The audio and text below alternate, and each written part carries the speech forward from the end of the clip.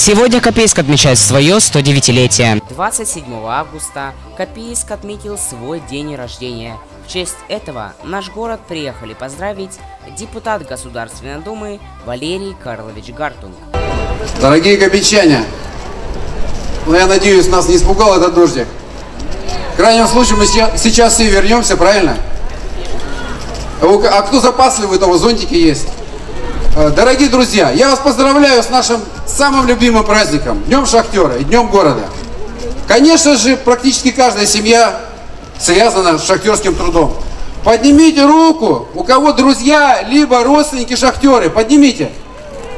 Ну вот видите, мы все шахтеры. Хотя наш Копейск славится не только шахтерским трудом, его славят и учителя, врачи, сотрудники правоохранительных органов, которые сегодня нас охраняют, строители, люди социальной сферы, работающие в социальной сфере.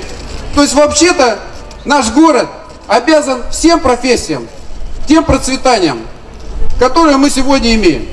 Я вас сегодня поздравляю с замечательным нашим праздником. Желаю вам всем здоровья, удачи, благополучия, хорошего настроения. Я думаю, тучки сейчас уйдут через 5 минут. С праздником вас, дорогие друзья!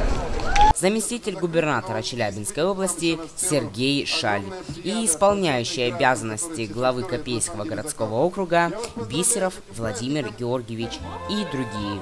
На празднике выступали самые лучшие образцовые коллективы нашего города и Челябинской области.